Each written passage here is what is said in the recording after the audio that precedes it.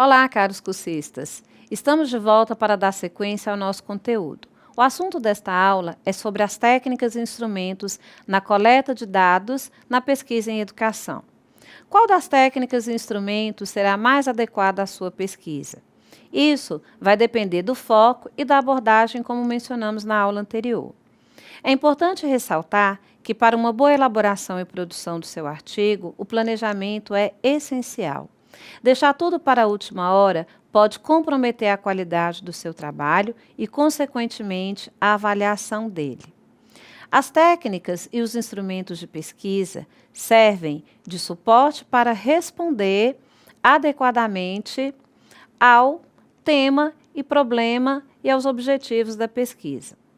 O seu professor ou professora orientadora vai auxiliá-lo na escolha destes instrumentos para a coleta de dados, além de bons livros que conceituam e evidenciam as dificuldades e facilidades de cada instrumento.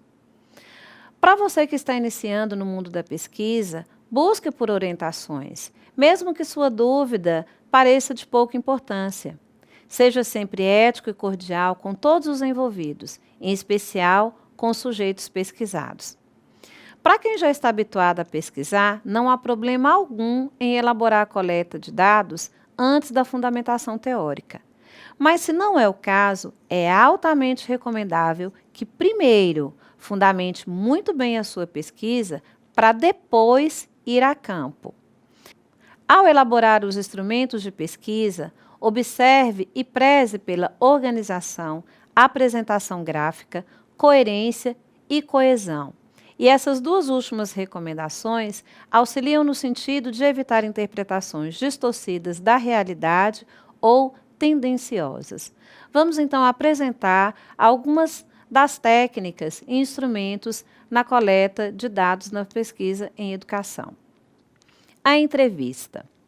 Um dos principais meios que tem o investigador para realizar a coleta de dados, pois ela, ao mesmo tempo em que valoriza a presença do investigador, oferece todas as perspectivas possíveis para que o informante alcance a liberdade e a espontaneidade necessárias, enriquecendo a investigação. Quais as qualidades da entrevista? Ela serve para suprir carências documentais, expressar dados sobre populações e realidades excluídas das documentações tradicionais ou tratadas de forma equivocada. E a principal característica da entrevista é que a pergunta é feita pelo entrevistador e respondida pelo entrevistado, e as respostas são registradas com o uso de um gravador. Mas atenção, a entrevista não é uma técnica tão simples o quanto pode parecer. É um diálogo, mas não é uma conversa informal. Não pode acontecer de forma neutra, desatenta, nem tendenciosa. Há características próprias. Segundo Barros e Lefeld, 1980, essa técnica busca levantar dados que possam ser utilizados em análise qualitativa, quantitativa ou quali-quantitativa, selecionando-se os aspectos mais relevantes de um problema de pesquisa. No caderno didático de trabalho de conclusão de curso, postado na sala virtual, vocês vão encontrar o direcionamento e detalhamento de como elaborar a entrevista. Vamos destacar aqui, de forma resumida, algumas dessas ações importantes no planejamento da pesquisa. 1. Elaborar um roteiro prévio, entrevista semi-estruturada, um guia, que pode ser adaptável e flexível no momento da entrevista. 2. Utilize o tempo de 20 a 40 minutos. Se necessário, marque outro momento para dar continuidade. Estude bastante sobre o assunto pesquisado para saber o que perguntar. 4. Contato prévio com o sujeito da pesquisa para explanação e agendamento. Explicar que será gravado e, em caso de recusa, não insista, convide outra pessoa. 5. Se o entrevistado solicitar, entregue-o antecipadamente o roteiro da entrevista. 6. Ao iniciar a entrevista, peça autorização para gravar. Se porventura o entrevistado ficar inibido diante da presença do gravador, tranquilize-o, acalme-o e explique que isto é no intuito de garantir que tudo o que ele disser não será modificado. 7. Faça anotações sobre o comportamento do entrevistado que julgar importantes para a complementação dos dados. 8. Transcreva fielmente a fala do entrevistado. Não mude absolutamente nada. 9. Encaminhe a transcrição para que o entrevistado leia e confirme se está de acordo com a entrevista e se deseja acrescentar ou retirar algo. Dentre as outras técnicas, temos também o questionário, e ele difere da entrevista porque é o próprio sujeito da pesquisa que preenche as respostas de acordo com a sua interpretação. Após essas etapas, o pesquisador pode partir para a interpretação e análise dos dados coletados, fugindo do empiricismo, considerando as dimensões sociológicas e ideológicas que envolvem as respostas do ou dos entrevistados. E dando sequência, vamos ao questionário. O questionário ele difere da entrevista porque é o próprio sujeito da pesquisa que preenche as respostas de acordo com a sua interpretação. Para maior segurança, os questionários podem ser enviados por e-mail, pelos correios ou entregues pessoalmente. É um instrumento barato, mas nem todos os entrevistados os devolvem com as respostas. Por isso é preciso que o universo de coletas seja o maior possível para não comprometer os resultados da pesquisa.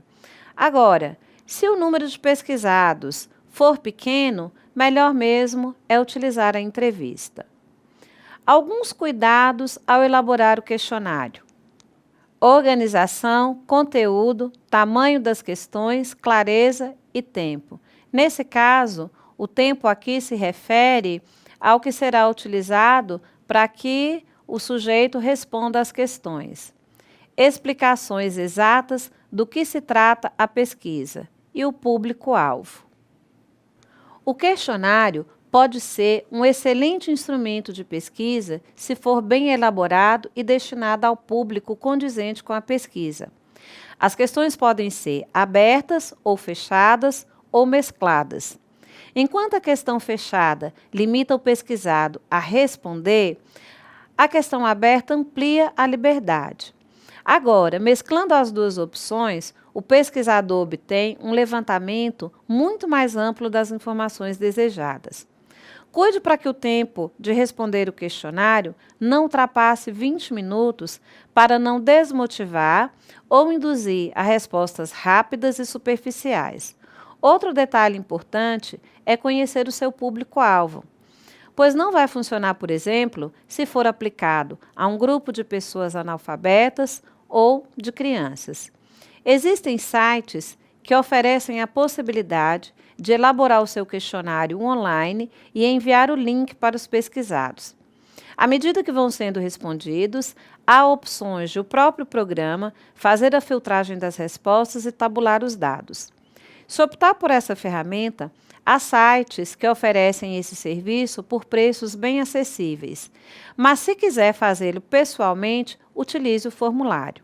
Enquanto o questionário é enviado para depois ser devolvido, o formulário é o próprio pesquisador quem faz as perguntas ao sujeito e as anotações das respostas no momento em que elas são fornecidas. Um exemplo disso é o formulário do censo do IBGE.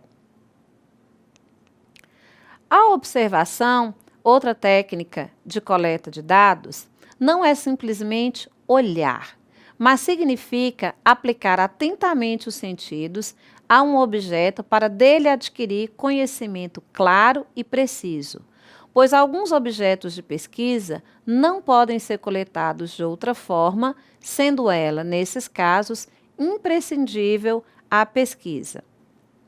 Num projeto de intervenção, por exemplo, a observação aguçada e atenta é extremamente importante para a análise e interpretação dos dados. Naturalmente, o projeto de intervenção nasceu da observação de algo no ensino e na aprendizagem de matemática. Gil 2008 destaca que o método observacional é um dos mais utilizados nas ciências sociais e apresenta alguns aspectos interessantes. Por um lado, pode ser considerado como o mais primitivo e, consequentemente, o mais impreciso.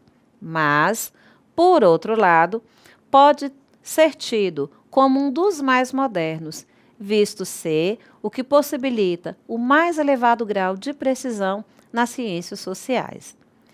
Um mesmo objeto ou fenômeno pode ser observado tanto pelo homem comum quanto pelo pesquisador. O que vai caracterizar a cientificidade dessa observação é o objetivo do observador ou dos observadores. Assim como outras técnicas de coleta de dados, a observação requer planejamento e organização. Não bastam algumas horas ou alguns dias para uma análise satisfatória e coerente. Quando se decide que ela fará parte da pesquisa, entenda como ela acontece, onde, quais sujeitos envolvidos, quanto tempo e de que forma será feita. Avalie as possibilidades e viabilidade de realização. Tenha comprometimento e responsabilidade. Tenha um roteiro organizado e transparente do que será observado e as devidas autorizações para que ela possa acontecer. Para agregar mais rigor na análise dos dados, sugerimos agrupar às suas anotações todo o material que puder ser coletado, dentre eles fotografias, filmagens ou outros, lembrando sempre que, para a divulgação de imagens que não pertençam ao pesquisador, é preciso o termo de consentimento livre e esclarecido esteja assinado. Tenha em mãos o velho e bom caderno de anotações, pois pode ser que ocorram fatos interessantes durante a pesquisa e que valham a pena tomar nota.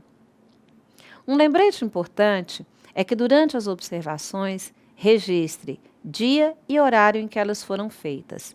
Anote suas impressões e seja fidedigno aos acontecimentos. Quais as características da observação? Elas servem para aprimorar a busca do conhecimento científico, ampliar a capacidade de questionar, aprender a observar fenômenos, sistematizar, planejar e submetê-la ao controle de objetividade para torná-la técnica científica. Outra técnica de coleta de dados é a análise histórica e documental, onde nós encontramos essas fontes em bibliotecas, bancos de dados particulares ou públicos, bancos de dados eletrônicos ou escritos, microfichas, microfilmes, catálogos, dicionários, enciclopédias e etc.